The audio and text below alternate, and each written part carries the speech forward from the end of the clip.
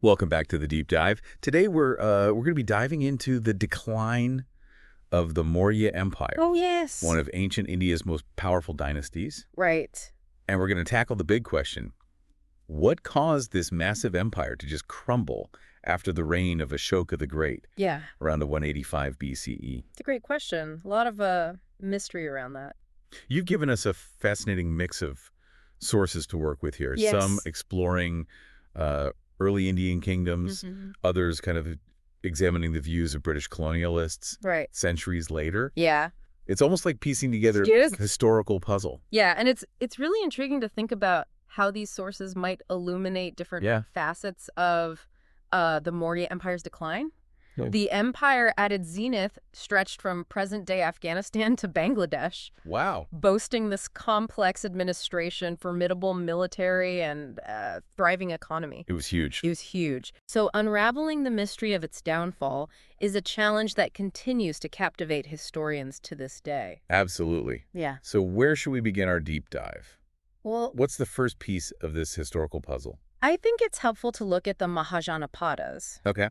the kingdoms that predate the Maurya Empire. Okay. They offer a really compelling parallel Okay. to the Mauryan experience, grappling with many of the same challenges Yeah. that may have ultimately contributed to the empire's decline. Okay, so you're saying by understanding these earlier kingdoms, Yeah, we might uncover clues about what happened to the Mauryas centuries later. exactly. The Mahajanapadas were transitioning from smaller nomadic groups Okay. to large centralized kingdoms. Right. And this involved navigating the complexities of governance, creating administrative structures, Right. managing resources, and resolving disputes. Yeah, it's like that age-old problem of bureaucracy. It is. Maybe the Mauryas inherited some of those challenges from their predecessors. It's a possibility worth considering. But the Mahajanapadas weren't solely focused on administrative pragmatics. Right. They were deeply influenced by the Vedas, Okay. ancient Hindu texts that were being composed around the same time. So these texts weren't just religious documents. Right. They were actively shaping the way these kingdoms functioned. Precisely, two key concepts from the Vedas, dharma and karma, became central to their societal fabric. Dharma and karma, we hear these terms a lot. Yeah. But I'm curious, how do they actually play out in the context of governing these kingdoms? Well, dharma can be understood as duty or living in alignment with cosmic order. Okay. It emphasized fulfilling one specific role in society. Okay. So a warrior's dharma was to be brave. Right. A farmer's was to provide food. This framework aimed to create a harmonious society where everyone contributed to the greater good. So it wasn't just about personal morality, Right. but about playing your part in a larger system that makes sense. What about karma? How did that fit in? Well, karma is about action and consequence. Okay. The idea that your choices have this ripple effect, Okay. not just in this life, but potentially in future lives. Yeah. It encouraged people to act in accordance with dharma, knowing that their actions would have far-reaching consequences. Right. It was a system of cosmic accountability. Wow. That's a powerful concept to incorporate into governance. But were these Mahajanapadas all serious business? Right. Did they have any time for like art and culture amidst all this duty and cosmic consequence? They absolutely did. Okay. These kingdoms had vibrant cultural scenes, art, music, dance, impressive architecture, Wow. a love for storytelling. Okay. So they were grappling with the challenges of a changing world, Yeah. but they were also celebrating life and creativity. So they weren't just building bureaucracies. Right. They were building a rich culture as well. It sounds like the Mahajanapadas were setting the stage for a very interesting period in Indian history. Indeed, and what's particularly fascinating Yeah. is that their development wasn't just internal. They were constantly interacting with each other, Okay. forging alliances, engaging in rivalries, and waging wars. So it wasn't just internal development. They Right. were shaping the political landscape of ancient India through their interactions. Yeah. This sounds like a complex web of alliances and conflicts. It certainly was. Think of it like a giant chessboard, Okay. with each Mahajanapada making strategic moves to gain influence. Right. Alliances were formed and broken betrayals occurred Yeah. and wars erupted. Sounds very Game of Thronesy.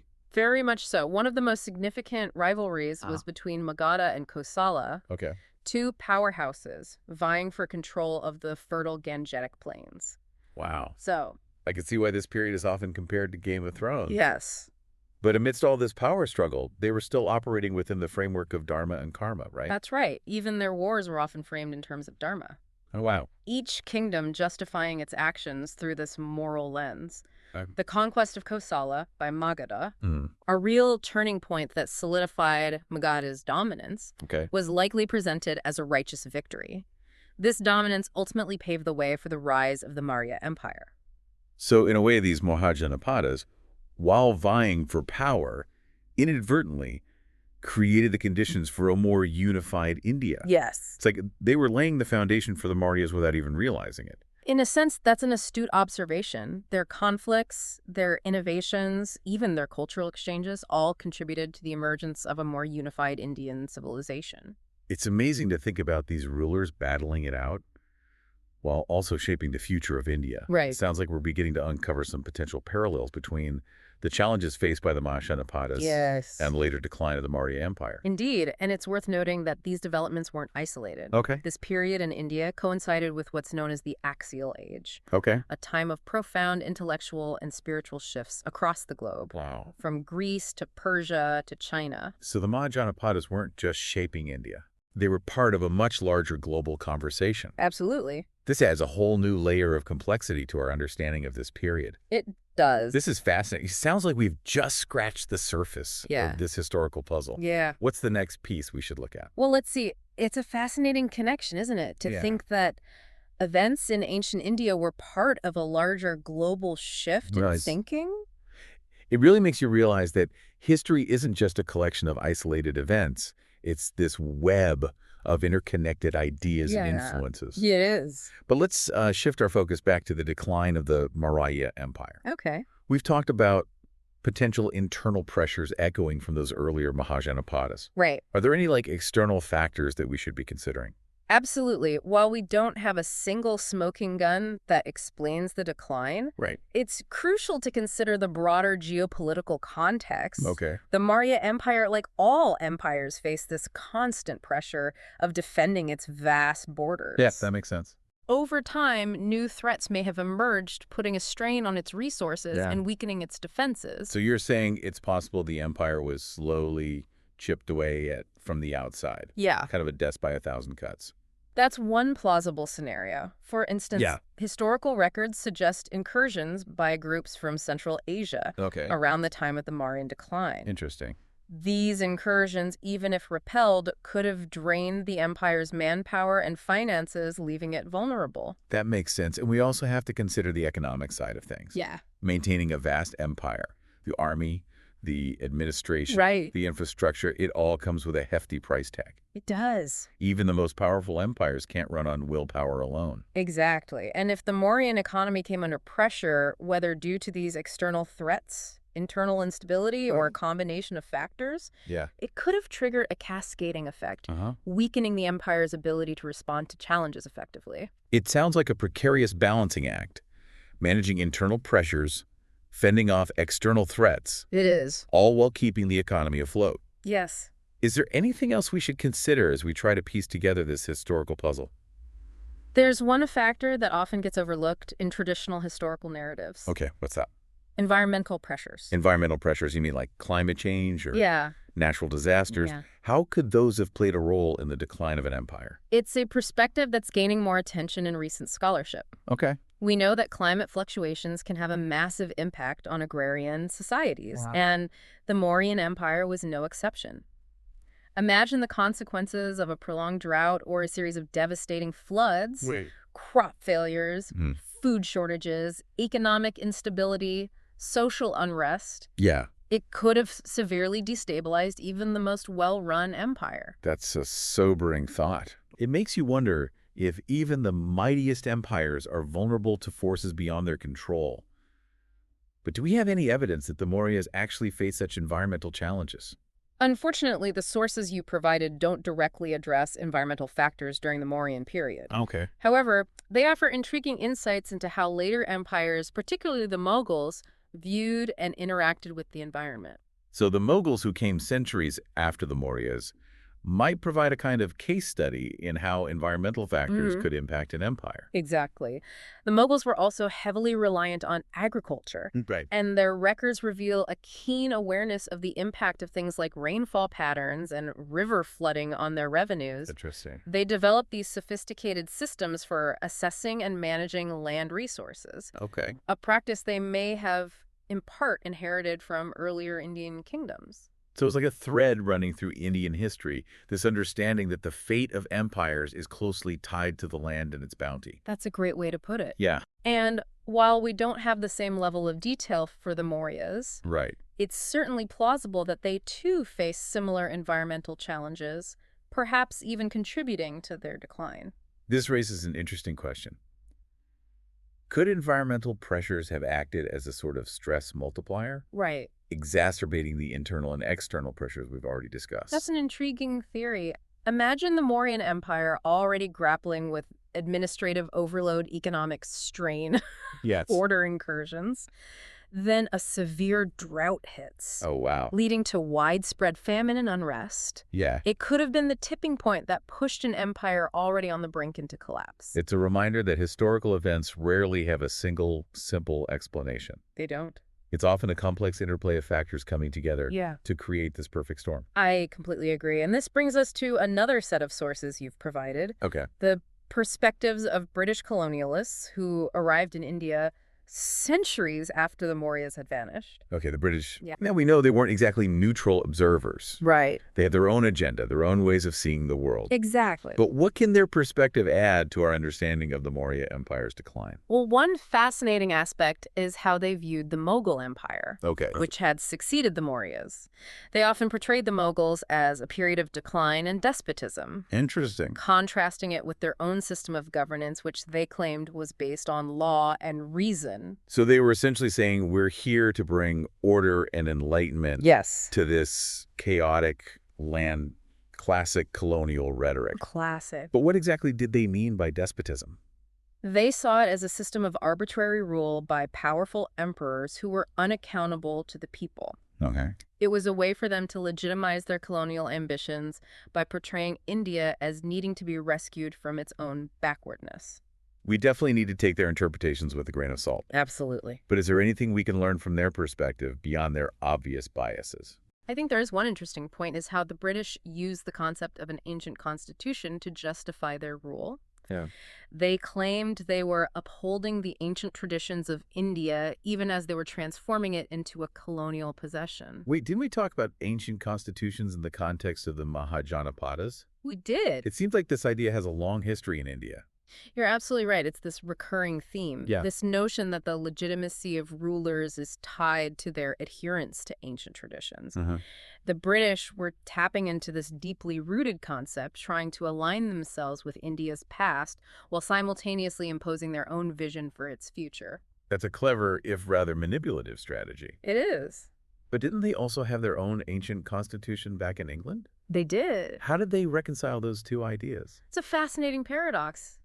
They were essentially trying to apply a concept from their own cultural context Right. to a very different society with its own complex history and traditions. This attempt to impose their own understanding of history onto India inevitably led to clashes. Okay, clashes. Can you give us an example of how these differing perspectives played out in practice? Take the issue of land ownership. Okay. The British often viewed land as private property, something to be bought and sold. Right.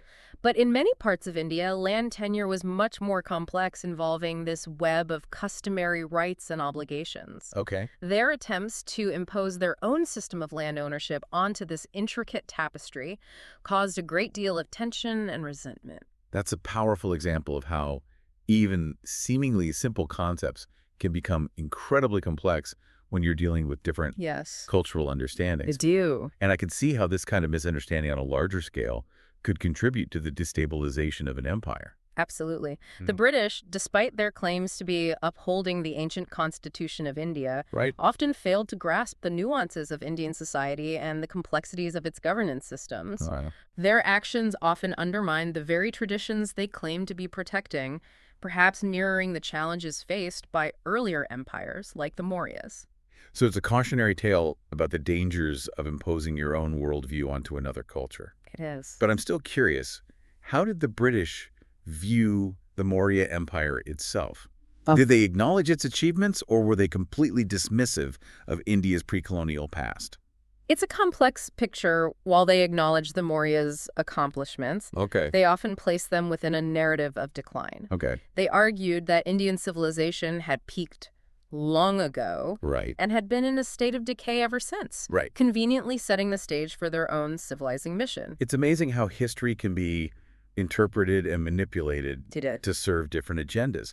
But did the British have any genuine appreciation for Indian culture? Or were they solely focused on asserting their own dominance? It was a mixture of both. I would say, while they often expressed a sense of cultural superiority, they were also fascinated by certain aspects of Indian culture. Right. They studied ancient texts, collected art and artifacts, Okay. and even tried to incorporate some Indian legal traditions into their own system of governance. It sounds like a combination of admiration and appropriation. He was. A complex dynamic that continues to shape our understanding of India's colonial past. It does. It's fascinating how these different perspectives, from the ancient Mahajanapadas to the British colonialists, offer such a multi-layered view of Indian history. It does. It really underscores the fact that history isn't a simple linear progression. Right. It's a tapestry woven from interconnected events, ideas, and interpretations, each influencing the others. Exactly. And sometimes those connections can be surprising, like those early kingdoms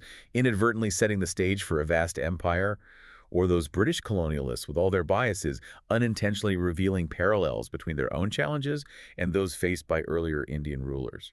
It's true. It's those unexpected connections that make studying history so rewarding. Yeah. It's not just about memorizing dates and names. Right. It's about exploring the human story, the ambition, the ingenuity, the mistakes, and the enduring legacies that shape our world.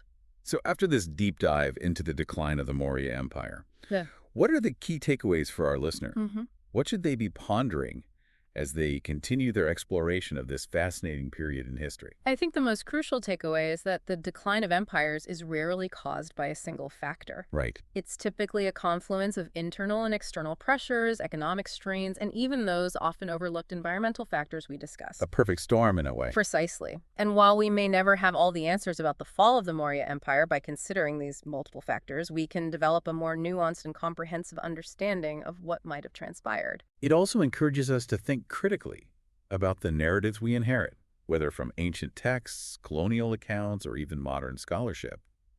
History is always being reinterpreted, and it's up to us to sift through the evidence and draw our own conclusions. Absolutely. And perhaps by understanding the challenges faced by empires throughout history, we can gain insights into the dynamics that shape our own world today. After all, the human story is full of cycles of rise and fall, and there are always lessons to be learned from those who came before us. That's a powerful thought to leave our listener with, Pravis. History isn't just about the past. It's a lens through which we can better understand our present and perhaps even shape our future. I couldn't agree more. Well, on that note, it's time to wrap up this deep dive into the decline of the Maurya Empire, a story full of ambition, intrigue, and enduring legacies. Thanks for joining us on this journey of discovery. Until next time, keep exploring, keep questioning, and keep diving deep into the fascinating world of history.